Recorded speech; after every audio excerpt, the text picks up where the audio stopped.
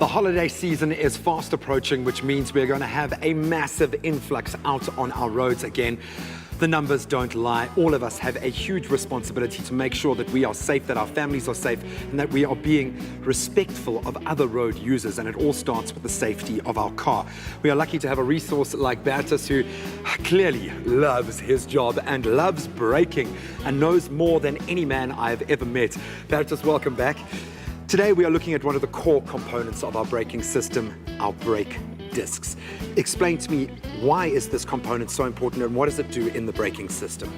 Well, like I showed the viewers at home a couple of inserts ago, exactly where it fits into the components on the brake system itself, on the front axle, assisting the vehicle to slow down. That's the part that actually attaches itself to the axle, slowing the vehicle after you apply the brake for the friction material to slow down the disc itself.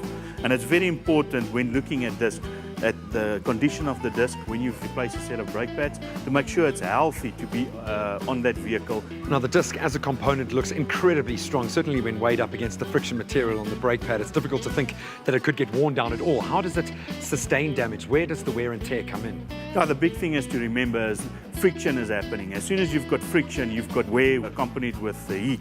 So in due time, that disc is definitely going to wear down to a point where you need to skim it or replace it. And there's a specification on thickness on the disc itself.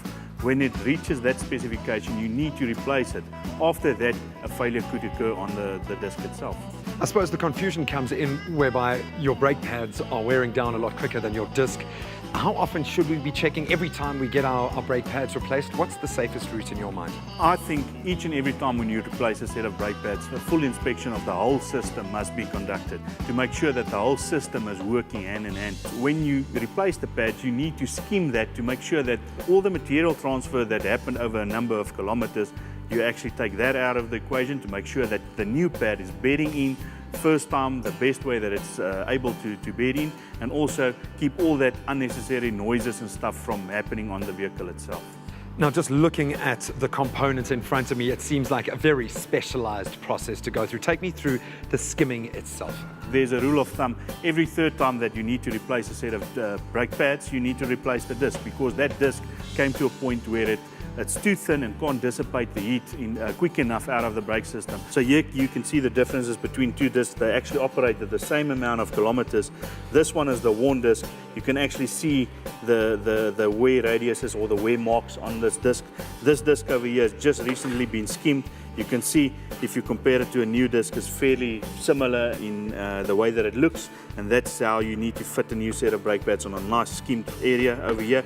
And if it's too thin, rather replace it with a new disc, because on the end of the day, it's got a big impact. If you bed in the pad, you can actually see that you don't have full contact of the pad over there, but definitely if it's skimmed, you've got full contact, ensuring that this pad actually beds in much quicker than when you fit it to a worn brake disc over there. Bertus, you and I have spoken a lot about general safety out on our roads and the importance of not only the technology in your car and the upkeep there, but also the driver and making sure that they are taking responsibility for themselves. Any tips now going into the silly season out on our roads? Now, I think I want to recap some of the points that I've actually touched over the last couple of inserts. And I think it's very important to realize it's not only the fitness of the vehicle that's important, but the fitness of the driver itself. So stop every 200 kilometers, make sure you rest your mind, your body, to make sure that you keep yourself and the occupants safe in that vehicle. And also something to remember, if the job is too big or too complicated, rather take it to a specialist, somebody that knows what's going on, that can fix that vehicle and keep that vehicle in a tip-top shape. Thirdly as well, remember always to keep the right part number for the right application. I'm going to add to that, respect your fellow road users. I have a huge amount of respect for you, sir. Thank you so much. I've picked up a huge amount. Guys at home, the responsibility is on you to ensure that your car is running properly, that those safety critical items are all in order, but ultimately take responsibility for yourself while you're out there on the roads. Look after not only your own family, but everyone else out there. We all want to make it to our holiday destination safely and in one piece. That's bye, dankie meneer. Thanks, Craig.